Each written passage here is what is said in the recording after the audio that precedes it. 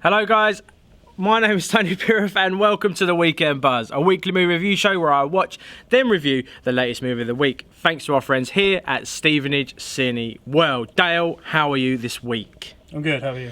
Very, very good, my man. So this week we are going to be reviewing Mel Gibson's war epic Hacksaw Ridge, starring Andrew Garfield. Oh, Dayle.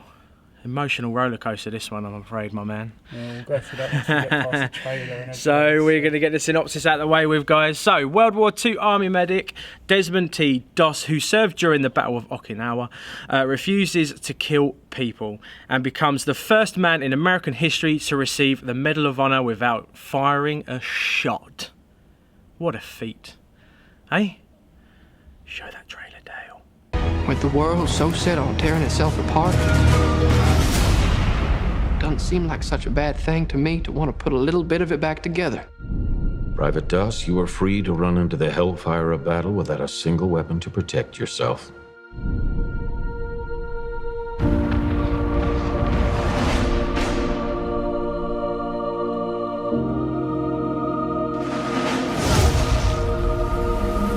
I'm gonna get you home. Cool. So, Nice. your thoughts on Hacksaw Ridge, Tony? My thoughts, epic, polished, Standard Mel Gibson, like, standard. periodic film that he likes to do. Yeah, it was all in the kind of, you were living in that moment, you know, and I felt that Andrew Garfield brought Desmond to the forefront, and he led all the way through this and gave such a strong performance. No wonder he's, you know, up for that, you know, best actor there's award. no wonder the film is absolutely covered with Oscars at the moment, or nominations. Oh yeah, absolutely covered. I mean, you're talking about, from the offset, you're talking about him building up that relationship with his family, you know, and his dad, and the troubles that his dad's got during the previous war, obviously being World War One. Then we go into basically his relationship with the woman who is the love interest. There was so much covered in this film that I feel that there was no stone left unturned, which I really, really loved about it. Absolutely loved about the whole story. And when we went straight into that training, you know, into the army training, and just for me, it just hit home that, you know, there is so many hidden messages in this story, and the cast that was assembled around Andrew, that Mel Gibson brought together, just absolutely made this film into one epic and polished story, you know, and feature, you know, film. It's just epic. Dayle, you've got some thoughts, man. You're in deep thought here. So. Let's start off with Andrew Garfield. So, now obviously most of us know him as Spider-Man. I didn't mind him as Spider-Man. I don't want to touch on it too much. I think Tom Holland's going to do a great job. But then there was the issue that I thought, you know, he'll be like the Tobey Maguire. He's typecast as Spider-Man, and then he'll start drifting off the face of the earth. Yeah. In this, like you said, he does do an amazing, absolutely amazing. Have you seen? He's got another film coming out, which again is about religion, and it dives a little bit more into that, and he does it with Adam Driver. It's coming out later on this year. I don't know off the top of my head the name of the film. No, it's cool. But it makes me want to go watch that a bit more. But his performance was, like you said, it was very, very strong, very, very different from this whole, you know, from what you've seen him previously in, and I think he's definitely coming to his own with this. Do you feel like this is his coming of age film? I feel this is very much the start, if it carries on this way, with Andrew.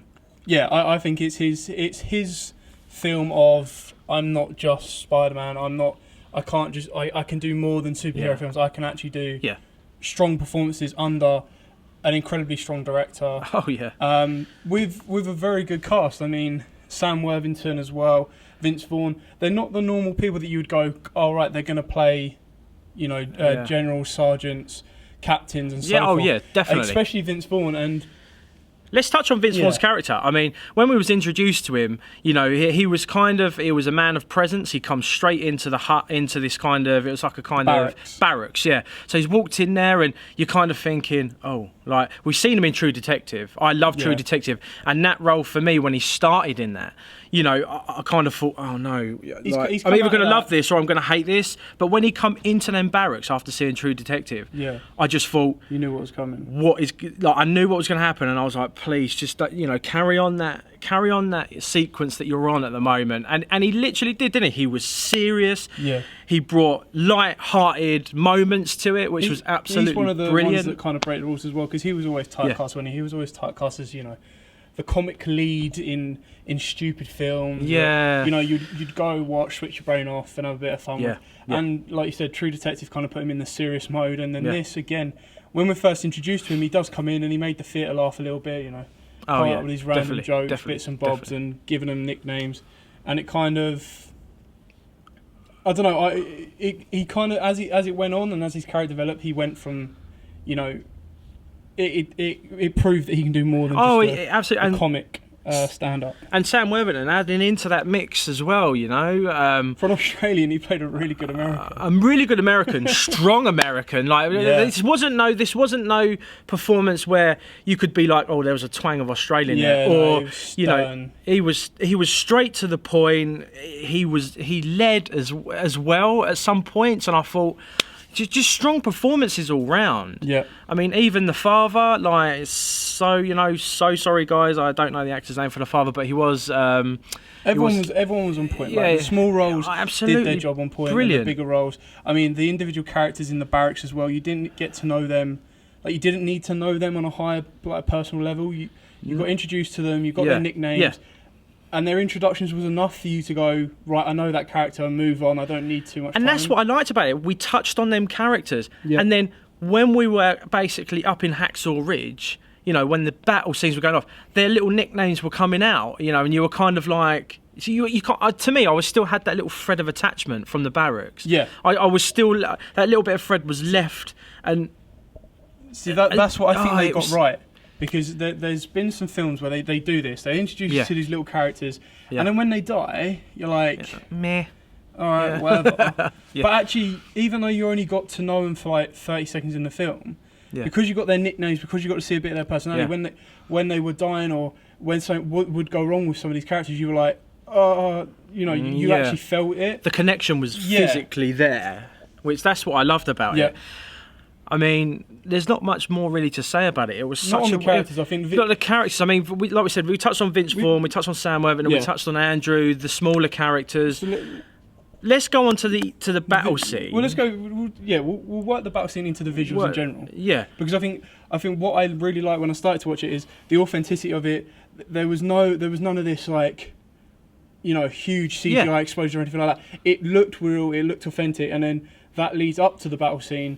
And just the Hacksaw Ridge itself, like the actual surroundings, looked amazing. It looked amazing. It looked daunting to reviewer. To review me being the viewer, like it looked daunting. You kind of got the feel of what it could have been like there. You know, no one would ever feel exactly what was felt like because you know what I mean? Because that is, unless you were there, you wouldn't know. But seeing it on film, and like you said, and it's not exactly like they shy away from the violence either. There was pure raw violence, raw kind of horrific moments in that film. Yeah. You know, we're not talking like one leg blown off. We're talking like double amputee, you know, stomach open. There was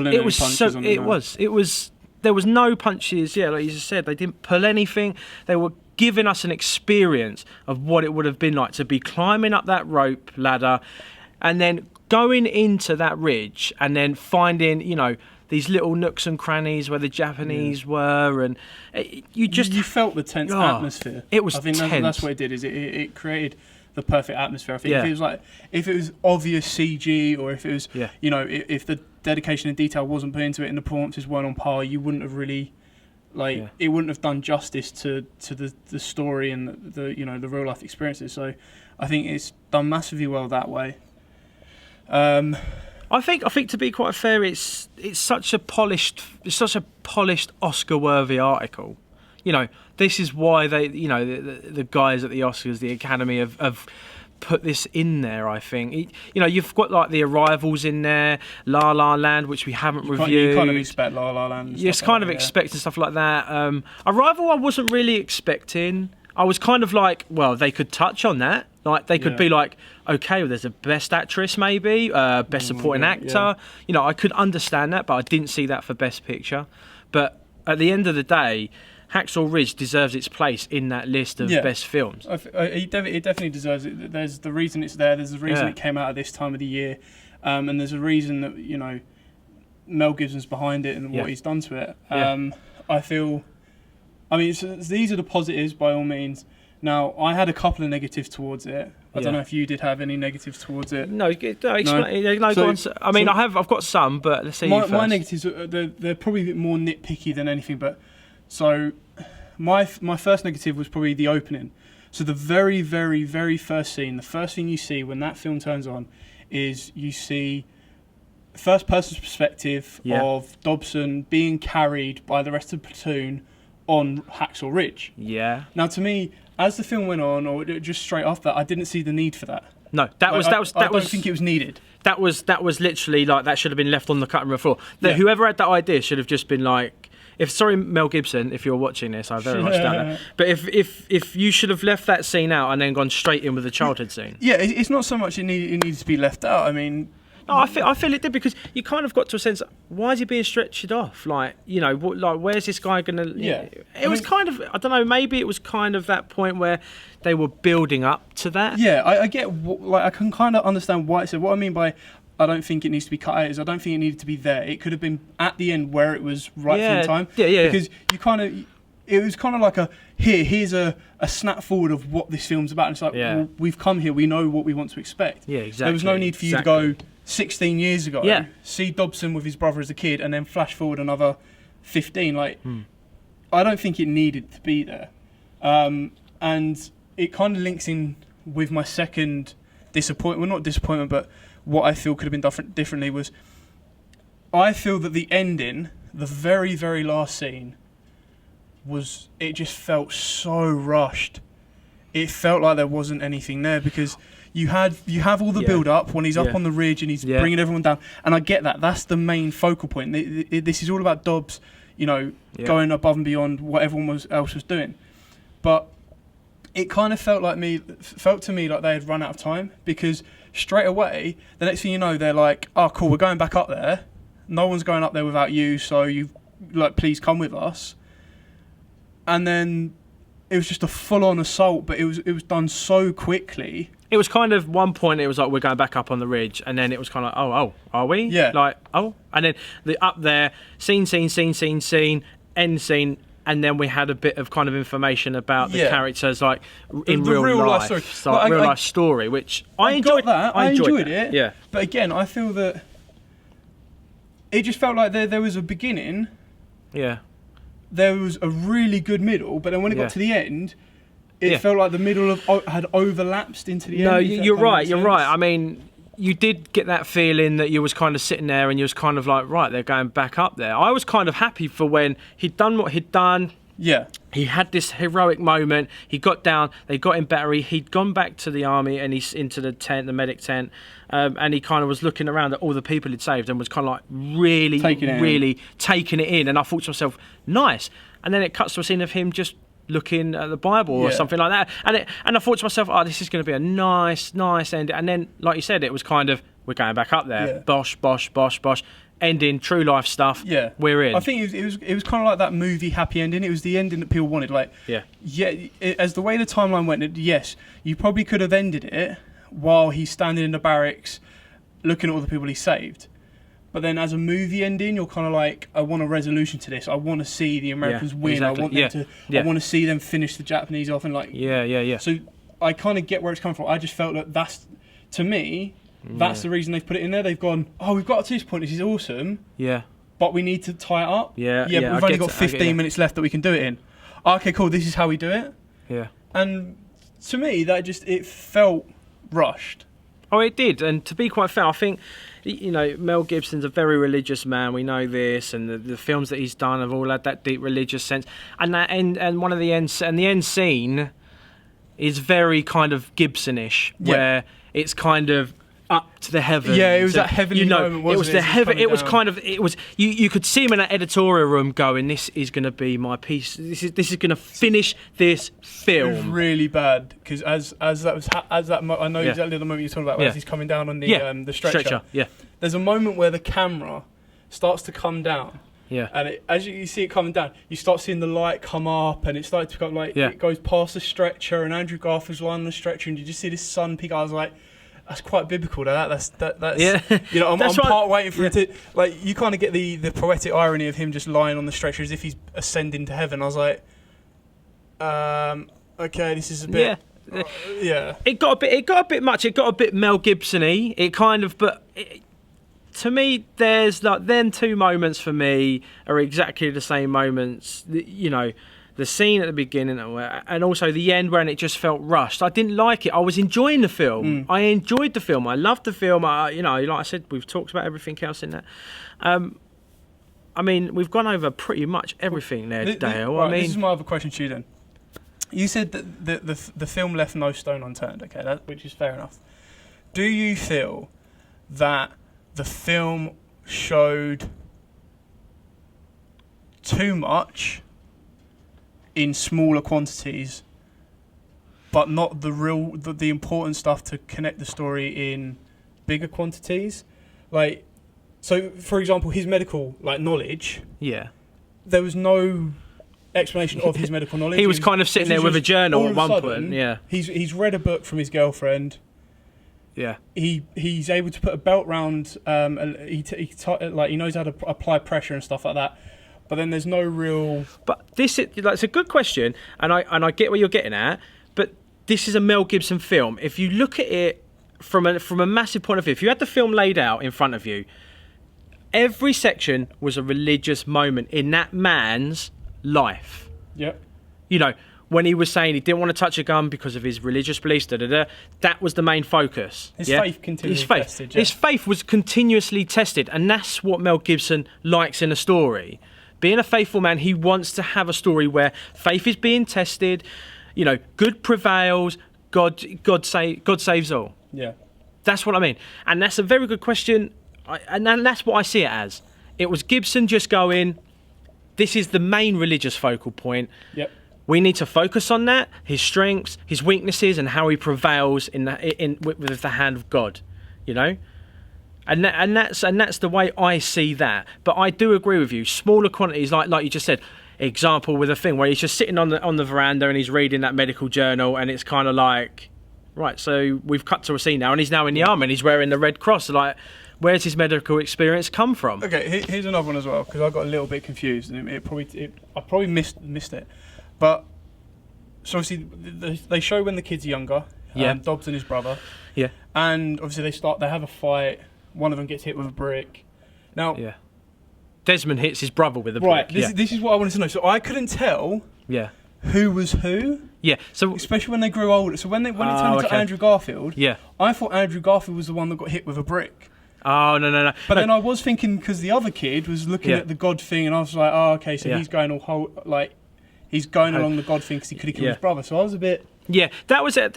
I mean, obviously he said his name and all stuff like that, but yeah, that was kind of Desmond's kind of turning point in life, as well as the argument with the mum and the dad and the holding the gun. I mean, I think that started him off. I mean, everyone says there's always a trigger point and then there's always an event, and I think the trigger point for Desmond was the brother thing, and then the trigger point was when he had to wrestle his father with the gun in his hand. And like I said, them elements in there, if you look really hard, deeply religious. He's looking at a picture. It's the Lord's Prayer. Oh yeah, you could see that, and you kind of go. So now Mel's going, right, this is him, finding his faith. Yeah, this is his trigger point, finding his faith, and he's going to move with that. Then we lead on to the gun bit, and then he's kind of like he says in it, in my heart, I was going to kill my dad. You know what I mean? But no, in my heart, I shot him. Yeah, he's dead. But I didn't in real life because of, whatnot. Yeah. All right, fair enough. So I get that. Yeah, it's a very good question, but I feel now we just need to wrap this up because it's been very good conversation. I think this has been very intense. I mean, very faith fulfilling. I feel like I've just sat in the editing suite with Mel Gibson for a 24-hour session. But our pops will be better lined if we did that. But so okay, right. Let's go first. Let's kind of sum everything up. So performances by Andrew Garfield and all those involved, very, very good. Very out of the box for their entire characters. Visually, absolutely stunning. No issues with it. Very polished. Tony likes the word polished at the moment. Polished. I think it's because I liked his hair, Andrew Garfield's hair. At one point, it was very slick, very nice, Next polished. time you see Tony, he's not going to wear a hat. He's going to have the Andrew Garfield. I'll be proper slick back. No, I can't do that. Got to have me Patriots. Super Bowl, baby. Oh, God. So like we said, like I said to you, just everything, just like the story as well. It's done. It's an little holes in the story which we've kind of picked at, which kind of are going to dumb down the score a bit. I wouldn't say the holes in the story. I just feel there's like little bits. Editing choices probably weren't the best way of doing it, but there's a reason he makes the big bucks and we don't. Yeah. That's why we're on YouTube and he's with multi-million pound 20th Century Fox fucking film. Do you know what I mean? But right. I mean, let's go. Let's roll reverse this week. Let's go with your score first. We're going to do a joint. I think from now on, because I actually have a mic and I can actually be heard. We'll do joint scores. So Tony can sometimes be too generous. I can sometimes be too harsh. So mixing the two together and meeting in the middle is always kind of a nice. It's always good. Nice do you know what I mean? Yeah. So Dale's going to go first this week with. I feel because of the performances, because of the visuals. I feel it's an easy solid 8. I feel for it to break any higher than that, I'll never give a film a 10 because for a film to be a 10, it has to stand the test of time. I have to be able to watch it multiple times and still have the same effect on me. For it to be a 9, I feel it just would have had to. The finer touches needed to have been shaved down and rounded and perfected. So for me, I think it's a solid 8. 8 out of 10. Tony wants to go for like a 20 out of 10, but anyway. No, do you know what? This is going to shock everyone. It's an 8. Yeah, you're going to agree on that. Everyone. It was an 8. Just purely for the fact. He wanted a 10 until I started. No. There was because we both brought up valid issues with everything. You know what I mean? There was valid points that we needed to discuss, and we discussed them and got them out in the open. And I agree with your 8. Story led, it was very good. Like the rushing bit, and the characters were absolutely spot on for me. Like I said. You can't, like, a 9's got to be, up there. Do you know what I mean? It's got to have had a polished ending. It's got to have a better, it's got to have a better ending than what it did have. But yeah, I agree with you. So we're going to go with Hacksaw Ridge, a solid 8. So then, guys, let's go on to our next piece, Dayle. Yes. Next piece. Yes. So thanks to our friends here at Cineworld, we have a pair of tickets to give away to one lucky winner. So don't forget to give their Facebook page a big thumbs up. And don't forget to subscribe to our YouTube channel so you don't miss out on anything, guys. Before this week's question, though, we would like to say a big congratulations to Rain Singleton. We will be in touch with you very shortly and send those tickets out to you. So you won last week's question if you were a little bit confused on that one. What, so well done. Rain Singleton? Yeah, last week's winners, yeah? Yeah, last week's winner. Cool, last week's winner. Yeah, Rain Singleton. Yeah, last week's winner. Last week's. Yeah, last week's. This week's. No, last week's. Last week's. Last week's, cool. I don't know where we're developing. It doesn't develop, I don't know. Last week's winner, well done. Last week's winner, well done. Rain Singleton, you've won those tickets. We'll get them sent out to you shortly. Use them for Logan. What's that? Use them for Logan. All this wouldn't be a bad thing. This would be, no, it wouldn't. You'd actually, yeah. So, to have... it's normally me that goes off on tangents. Today, Dale's like, yeah, well... He gets lost. It's absolutely amazing. Right, to have a chance of winning the pair of tickets this week, guys, simply answer this very easy question. Andrew Garfield plays which web-slinging superhero? Superman? Batman? Wonder Woman. Wonder Woman? Yeah. Earthworm Jim? Earthworm Jim. Earthworm Jim? Earthworm Jim. Do you remember Earthworm Jim? Yeah, do you remember the game when obviously it was like the gun, it was like a laser rifle, but it just felt like a machine gun? Do you remember Toe Jam and Earl? Sharky and George. Sharky and George. The question Right, this so week the was, question- again, Tony, because we keep going off the tangents, was Andrew Garfield played which web-slinging superhero? There's going to be a clue there somewhere, Dayle. Yep, always get a clue for you guys. There's your clue. Sup, guys? Wait a minute. You guys aren't the real Avengers. I can tell Hulk gives it away.